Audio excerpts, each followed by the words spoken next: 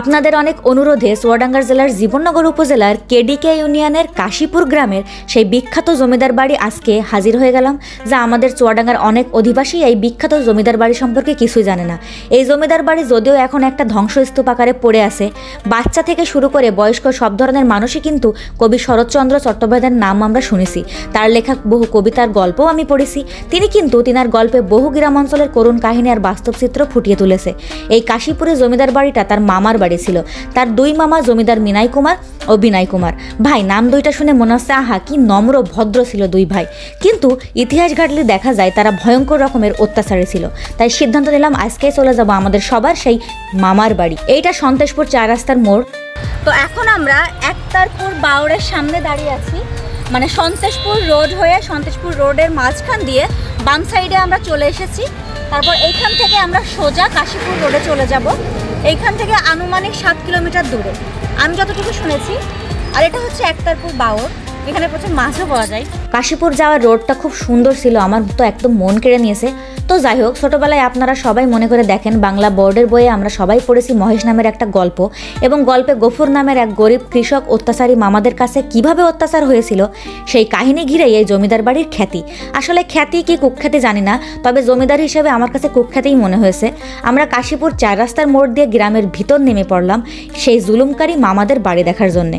তবে এই কাশীপুর গ্রামের একটা জিনিস আমি লক্ষ্য করেছি, যথেষ্ট সম্ভ্রান্ত এবং প্রভাবশালী মানুষ এই বাস করে এই গ্রামে। বিশেষ করে জমিদার পাড়া ঘরবাড়ি আর রাস্তাঘাট দেখে আমার খুবই ভালো লেগেছে এবং ক্লিয়ারলি বুঝতে পেরেছি কবি শরৎচন্দ্র চট্টোপাধ্যায় জন্মেছিলেন 1876 সালে, আর এই জমিদার বাড়িটি নির্মাণ হয়েছিল 1861 সালে। কবির কিন্তু মজার একটা নামও আছে, ছোটবেলায় তার ডাক নাম ছিল ন্যাড়া। আবার আমরা বই পুস্তকেও তিনার ছদ্মনাম পড়েছি অনিলা দেবী। বাম পাশে কাশীপুর মাধ্যমিক বিদ্যালয়। গ্রামের ঈদগাটা বিশাল জায়গা জুড়ে ছিল।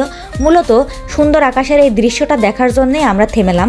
আমরা বেশ কয়েকজনের জিজ্ঞাসা করার পর জমিদার বাড়ির সন্ধান পেয়ে গেলাম। বাম পাশের মোটা পাঁচির দেখেই আমি বুঝে ফেলেছিলাম এটা নিশ্চয়ই জমিদার বাড়ির পাঁচির হবে, যেহেতু এটা একদম মোটা। কাছাকাছি যাওয়ার পর বুঝতে পারলাম জমিদার বাড়ির ছবির সাথে হুবহু মিলে গিয়েছিল। আমরা আসার সাথে সাথে দুইটা কৃষ্ণচূড়া গাছ দেখেছি, এবং সত্যি এটা সারপ্রাইজিং একটা ছিল আমার জন্য, কারণ গাছগুলো দেখে মনে হচ্ছে অনেক বেশি পুরাতন, অনেক মোটা, এবং মানে একটা ঐতিহ্যপূর্ণ বিষয়, একটা ভাইবস আছে এই গাছগুলোর মধ্যে। আমার সামনে হচ্ছে জমিদার বাড়ি, আমরা অলরেডি চলে এসেছি।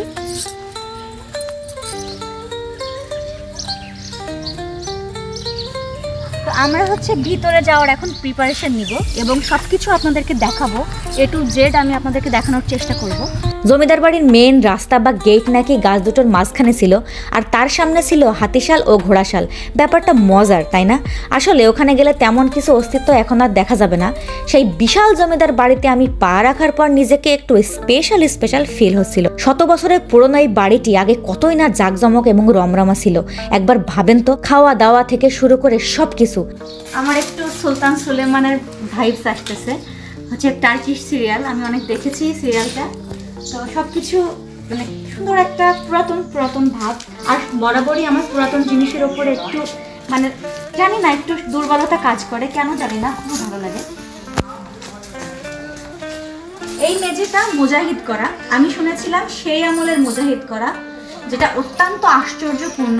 সুন্দর মুজাহিদ করা এই মেঝেটা আধুনিকতার ছোঁয়া আছে। এখানে আমি আপনাদেরকে খুব মানে একটা এক্সাইটেড একটা জিনিস দেখাবো। এখানে 2টা দরজা। তৎকালীন যুগে হচ্ছে জমিদার বা রাজা বাদশারা 2টা করে দরজা মেইন ফলকে দিত তাদের যথেষ্ট নিরাপত্তার জন্য। এখানে একটা দরজা, মাঝখানে একটু প্রহরীরা থাকার জন্য, 2 পাশে বসার জন্য যথেষ্ট জায়গা করা আছে, এবং আরেকটা মেইন দরজার সাথে আরেকটা ভিতরের দরজা, যেটা আর অনেক উঁচুতে। এইগুলো যথেষ্ট পুরাতন হয়ে গিয়েছে, রক্ষণাবেক্ষণের অনেক মানে অভাব আছে। তো আমরা ভিতরে যাব, জানি না কারা থাকে কি থাকে, আমি কিছুই জানি না। আমি চেষ্টা করব আপনাদেরকে সব কিছু ঘুরে দেখানো।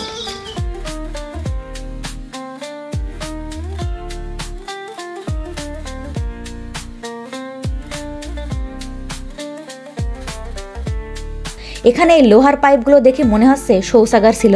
প্রায় 200 বছর আগে এমন আধুনিকভাবে টয়লেট তৈরি করা, অথচ দেখেন অনেকের বাড়ি আজও টয়লেট সেরকম উন্নতি হয়নি। আসলে এগুলো রুচির ব্যাপার আর কি। আমার খুব ইচ্ছা হচ্ছিল কোথায় কে থাকতো এগুলো একটু জানার, কিন্তু এই বিষয়ে আমি তেমন কিছুই জানতে পারিনি।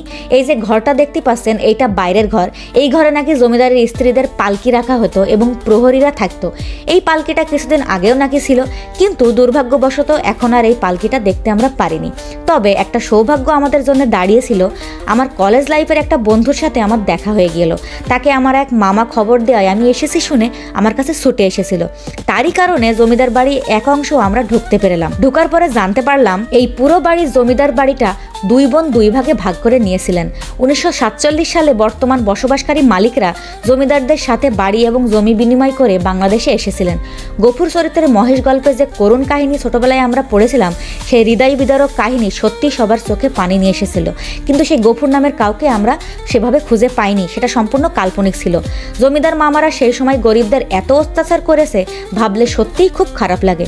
আমি হঠাৎ করে একটা দরজা খুলতেই দেখি ছাদে ওঠার দরজা। আমার কেন জানি না মনে হচ্ছিল সেই সময় যদি আমি জন্মাতাম আর জমিদারের সুন্দরী কন্যা হতাম, কতই না আরামায়েশে দিন পার হতো আমার। আহা হা হা, ছাদে বসে বসে তেমনই আমি ফিল করছিলাম। তো যাই হোক, তবে একটা জিনিস আমার খুবই ভালো লেগেছে, এখন যারা থাকেন তারা অনেক ধরনের ফুল গাছ সারা বাড়ির ছাদে রেখেছেন। 1947 সালে এসব অত্যাচার জমিদাররা এদেশ ছেড়ে চলে গিয়ে কিন্তু ভালোই করেছে।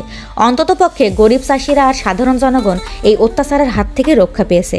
সবশেষে একটা কথা আমি বলবো, এত সুন্দর পুরনো স্মৃতি যদি আমি পেতাম, ভাগ্যক্রমে সত্যি আমি সুন্দর করে এই বাড়িটা রক্ষণাবেক্ষণ করতাম।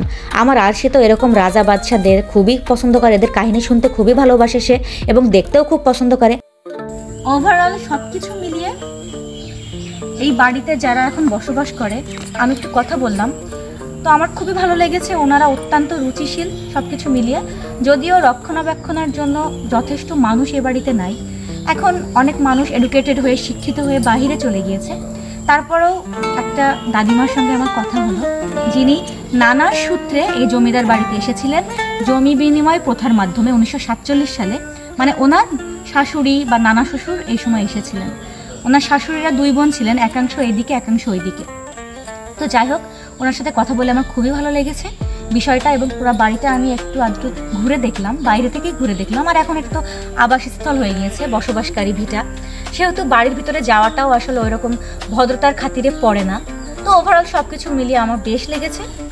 আমাদের দেশের এই সমস্ত জমিদার বা রাজপ্রাসাদগুলো পরিত্যক্ত হয়ে আছে শুধুমাত্র রক্ষণাবেক্ষণের অভাবে। এখানে দেখার মতো এগুলোই, চাইলে আসতে পারেন। যেহেতু শরৎচন্দ্র চট্টোপাধ্যায়ের মামার বাড়ি, সেহেতু আমাদের সবার মামার বাড়ি মধুরহারি। আসেন, মামার বাড়ি ঘুরে যান। আমার ভিডিওগুলো যদি ভালো লাগে তাহলে অবশ্যই আমাকে ফলো দিয়ে আমার পাশে থাকুন, যেন আমি আরও নতুন নতুন মজার ভিডিও আপনাদের সামনে তুলে ধরতে পারি। সবাই ভালো থাকবেন, সুস্থ থাকবেন।